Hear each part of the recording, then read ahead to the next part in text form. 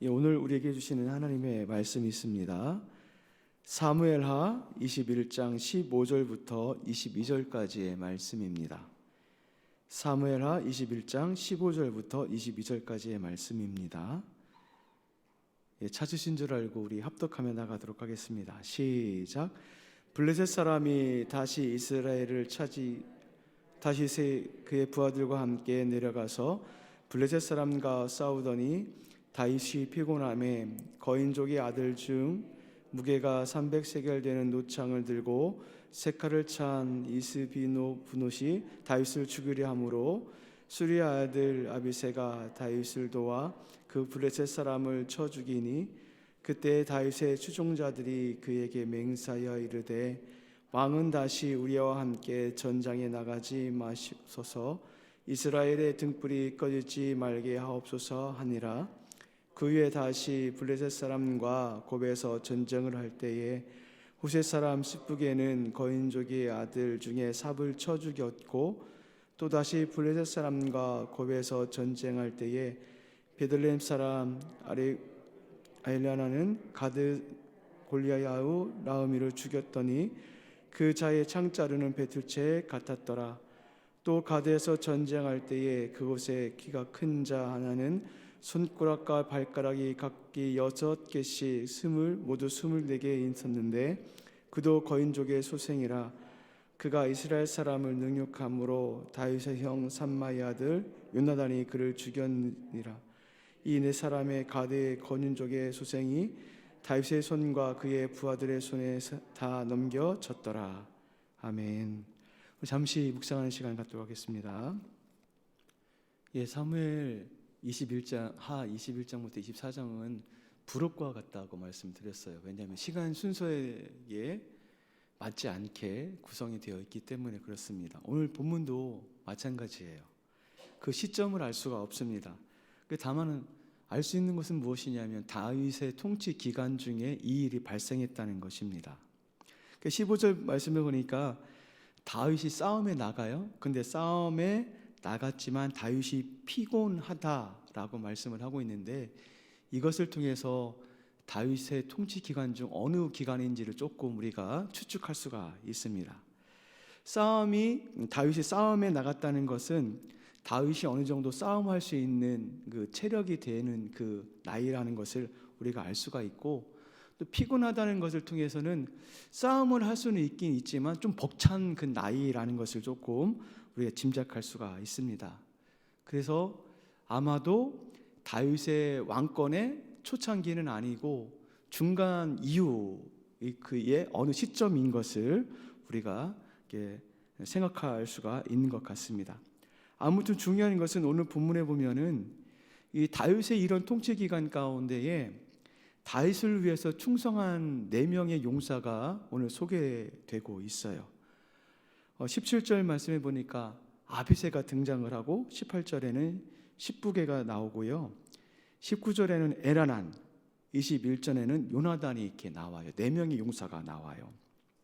그리고 이들이 죽인 적들에 대해서도 기록을 하고 있는데 그 적들이 어느 민족이고 그들의 신체 조건이 어떤 조건을 갖고 있는지를 자세히 언급을 하고 있습니다. 이 적들의 민족은 어느 민족이죠? 블레셋 사람들입니다. 이 블레셋은 그 팔레스타인 땅의 서쪽에 있는 지역에 위치한 나라이죠. 이 사람들의 특징이 있는데 무엇이냐면 전쟁을 매우 좋아한다는 거예요. 싸움을 매우 좋아한다는 것입니다. 전쟁을 잘한다는 것은 무엇으로 의미를 하냐면은 전쟁을 잘할 수 있는 신체적 조건을 가진 사람을 의미하기도 합니다. 왜냐하면 신체적 조건이 어느 정도 돼야지 싸움을 해서 이길 수 있기 때문에 그렇습니다. 오늘 본문에 등장한 4명의 사람 역시도 16절에 보니까 뭐라고 말씀하고 있냐? 거인족이다. 이는 몸집과 키가 보통 사람들보다 다르다, 크다는 것을 의미를 하고요. 16절에 나오는 이스비브노시라는 그 사람은 그 노창의 무게가 300세겔이래요. 약 3.5kg 정도 되는 그런 노창을 갖고 있습니다. 그것도 모자라서 새 칼을 찾다. 노창도 들고 새 칼을 찰 정도로 몸집이 큰 것뿐만 아니라 그가 싸우는 무기 또한 매우 위협적인 무기를 갖고 있다라는 것을 알려주고 있습니다. 그런데 그 사람을 누가 죽이죠? 이 아비새가 죽여요. 근데 이 아비새에 대해서는 몸집이 크다거니 작다거니 뭐 무기를 갖고 있다거니 없다거니 그런 언급이 없어요. 왜 이것을 언급하지 않았을까요? 몸집과 무기가 전쟁에 있어서 승패의 조건이 아니다라는 것을 좀 우리에게 알려주고 있지 않나 생각이 되어집니다. 그렇다면 여러분, 그 전쟁의 승패가 어디에 있을까요? 오늘 4명의 사람이 나오는데 이 4명의 사람을 좀 다 언급한 후에 다시 한번 또 생각해 보는 시간을 가지려고 합니다. 이때 아비새가 이 이스비 분옷을 죽이기는 했지만 전쟁 중에 다윗이 피곤한 것을 보았습니다. 그렇기 때문에 다윗을 추종하는 사람들이 이구동성으로 맹세를 하는데 어떤 맹세를 하냐면 17절 말씀에 나와 있습니다. 왕은 다시 우리와 함께 전장에 나가지 마십시오. 다윗이 전쟁하기 좀 벅차다는 거예요. 그렇기 때문에 전쟁에 나가지 말라고 이야기합니다. 뿐만 아니라 다른 이유도 되는데 그 이유는 무엇이냐면 이스라엘의 등불이 꺼지지 말게 하옵소서. 지금 다윗을 이스라엘의 등불로 지금 이야기를 하고 있습니다. 그렇죠. 다윗이 왕이죠. 왕으로서 이스라엘을 통치하기 때문에 다윗이 죽으면 이스라엘에 혼란이 생길 뿐만 아니라 어려움에 빠지기 때문에 지금 다윗을 등불로 이야기를 하면서 꺼지지 않게 해달라고 이렇게 이야기를 하는 것을 볼 수가 있습니다. 근데 지금 다윗을 등불로 표현하는 것을 보면서 연상되는 게 좀 있습니다. 그것은 무엇이냐면 성막에 있는 좀 등불이 조금 생각이 납니다. 여러분, 성막에는 등불이 있죠. 성막에 있는 그 등불은 무엇을 상징을 할까요? 그것은 이스라엘을 눈동자같이 지키시는 하나님을 의미를 합니다. 그렇다면 지금 이스라엘을 지키고 있는 그 등불은 누구인지를 다시금 이 다윗의 등불을 통해서 이야기를 해주는 것 같습니다.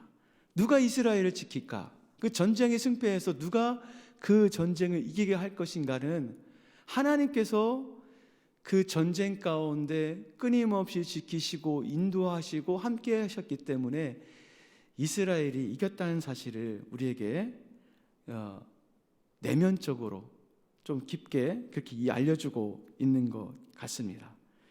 여러분, 우리의 인생을 살다 보면 여기 계신 분들이 아마 저보다 더 인생을 많이 사신 것으로 알고 있는데 저는 확신이 드는 게 있어요. 시간이 지나면 지날수록 계속해서 확신이 드는 것은 무엇이냐면 저의 인생에 제가 인생을 사는 것이 아니라 저의 인생의 삶을 주님께서 인도하여 주셨고 그 삶을 이끌어 주셨다는 것을 계속해서 느낄 수밖에 없습니다.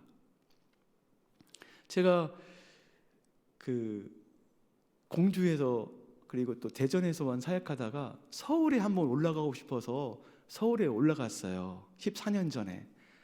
올라갈 때 되게 두려웠어요. 그런데 올라가자마자 한 3개월 있다가 어느 교회에서 이렇게 나오게 됐습니다. 나오게 된 이유가 이제 교회에 좀 분열이 있어가지고 그 분열에 제가 좀 휘말려가지고 좀 나오게 됐는데 그때 하나님께서 저에게 주신 마음은 뭐였냐면 좀 쉬어라. 좀 쉬어라. 근데 제가 그때 어떤 위치였냐면 대학원 2년 차였어요. 그리고 서울 처음 올라갔고 아이는 3명이 있었고 이렇게 살았습니다. 그래서 제가 몇 개월 동안 쉬었냐면 6개월 동안 쉬었어요. 생각해 보세요. 그때 전도사였습니다. 사례비가 없어요. 그리고 저희가 모아둔 돈이 없어요. 그리고 저랑 저희 집사람이 생각하기를 부모님께 알리지 말자. 양가 부모님께 알리지 말자. 우리 한번 하나님께서 어떻게 우리를 인도하시는지 먹이시는지를 보자. 이렇게 생각을 하고 6개월 동안 그 사역지가 없었습니다. 그 쉬었습니다. 예, 지금 살고 있습니다. 제가 좀 배는 골았어요. 배는 골았는데 살았어요. 그래서 제가 그 과정을 쭉 경험을 하면서 그때가 저의 인생 가운데 가장 행복했던 시간이었고 가장 하나님과 친밀했던 시간이었어요. 지금 돌아보면 그것을 통해서 제가 깨닫는 것은 무엇이냐, 인생이 내가 내 힘으로 어떻게 살아야지, 어떤 능력을 가지고 살아야지, 내가 가지고 있는 은사를 가지고 살아야지 했는데 사실 그것이 다 무용지물입니다. 가장 탁월한 사람이 어떤 사람이냐면, 가장 능력 있는 사람이 어떤 사람이냐면, 인생에 있어서 내 능력으로 사는 사람이 아니라 나의 삶 가운데 인도자가 되시는 그 하나님으로 사는 사람, 그분께 맡기면서 그분의 능력으로 사는 사람이 가장 탁월한 사람이에요. 여러분도 그런 인생을 지금까지 사셨고 앞으로도 사실 것이라 생각이 되어집니다. 계속해서 두 번째 용사가 나옵니다. 18절에 보니까 십부게라는 사람이 나와요. 그가 죽인 적장이 나오는데 삽이라는 사람을 죽여요. 그 역시 누구냐면 거인족이라고 나와 있습니다. 뿐만 아니라 세 번째 다윗의 용사가 나오는데 19절에 보니까 엘하나나이에요. 이 사람이 죽인 사람이 누구냐면 가드 골리앗의 아우 라흐미를 죽였다라고 나와 있어요. 이 골리앗도 거인족이고 그 아우도 만만치 않은 거인족이죠. 그의 창자루가 배틀채 같았다. 배틀채가 되게 굵잖아요. 그 정도로 아주 신체적 조건이 좋았다는 사람이라는 것을 알 수가 있습니다. 그리고 마지막 다윗의 용사가 나오는데 요나단이 나와요. 요나단. 그 사람이 죽인 거인족이 나옵니다. 그 거인족에 대해서 자세히 설명을 하고 있는데 키가 클 뿐만 아니라 발가락과 손가락이 24개다. 이 24개다라는 것은 무엇을 집을 수 있는, 잘 집을 수 있는 힘이 있고 힘의 압력이 있는 그런 사람을 의미를 하죠. 아무튼 장수를 의미를 합니다. 그런데 오늘 본문 22절은 이렇게 거대한 민족, 거대한 거인족을 그 전쟁의 가운데에서 전쟁을 잘하는 자였고 무기가 탁월한 자였음에도 불구하고 다윗의 손과 그의 부하의 손에 넘겨졌더라고 마지막 절에 말씀을 하고 있어요. 여러분 다시금 한번 아까 위에서 이야기했던 것을 조금 되새겼으면 좋겠습니다. 전쟁의 승패가 어디 있을까요? 전쟁의 탁월함과 은사와 능력과 무기에 있었을까요? 아닙니다. 저는 오늘 본문 가운데 하나님의 이름이 거론되진 않지만 오늘 본문 가운데 그 적장들을 죽이고 그 강력한 무기를 갖고 있는 그 사람들, 강력한 신체적 조건을 갖고 있는 그 사람들을 이기게 하신 분은 보이지 않는 하나님의 손길이었다는 것을 우리가 믿으셨으면 좋겠습니다.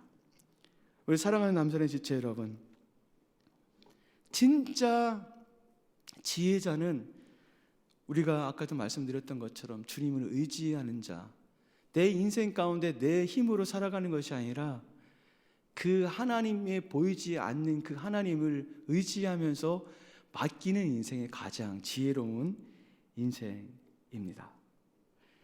여러분 가운데 가지고 있는 탁월함이 있다 할지라도, 여러분이 갖고 있는 수많은 은사가 있다 할지라도 그 은사를 사용케 하시고 그 은사로 말미암아 이기게 하시는 그 주님의 손길을 끊임없이 느끼시고 끊임없이 그것을 인정하며 사시는 우리 남산의 지체 여러분 되길 주님의 이름으로 축원을 드려요.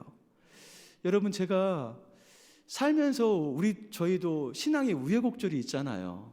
신앙의 어려움도 있고 때로는 신앙의 상승도 있는데 그때마다 제가 조금 생각하고 조금 찾는 구절이 있습니다. 그 구절은 무엇이냐면 이사야 40장 15절부터 17절 구절입니다. 여러분 다 아시는 구절일 것 같습니다.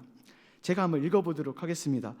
보라, 그에게는 열방이 통해 한 방울의 물과 같고 저울의 작은 티끌 같으며 섬들은 떠오르는 먼지 같으리니 레바논은 땔감에도 부족하겠고 그 짐승들은 번제에도 부족할 것이라. 그의 앞에는 모든 열방이 아무것도 아니라 그는 그것들을 없는 것 같이 빈 것 같이 여기시느니라. 저는 성경의 여러 성경 중에 가장 탁월하게 하나님이 어떤 분이신가, 어떤 능력을 갖고 계신 분인가를 아주 잘 설명한 구절이 이 구절이라고 생각이 되어져요. 뭐라고 말씀하시냐면 열방이에요. 열방. 이 땅에 수많은 강력한 민족, 강력한 나라, 땅덩어리도 크고 강력하고 아주 탁월한 능력을 갖고 있는 그 열방이 통해요. 이 물잔의 한 방울에 물밖에 안 된대요. 하나님 앞에서는. 그 저울이 있잖아요. 저울에 먼지가 안 는다고 저울이 움직입니까? 안 움직여요. 그 먼지와 같대요. 그 섬들이 있어요. 그런데 떠오르는 먼지 같고, 그리고 뿐만 아니라 그 열방은 아무것도 아니며 그것들은 없는 것 같이, 빈 것 같이 여기신대요. 여러분, 제주도만 가만 봐도 어마어마한 큰 섬입니다. 그 수많은 그 큰 섬들이 주님 보시기에는 아무것도 아니고 빈 것 같대요. 우리는 그 큰 섬, 그 탁월한 것들, 이 세상을 지배하는 그 탁월한 것들이 있는 것 같이 보이는데 주님의 눈에는, 주님의 기준에는 아무것도 아니에요. 여러분, 그럼 누구를 의지해야 될까요? 우리 인생 가운데 세상이 말하는 그 탁월함을 의지해야 될까요? 아니죠.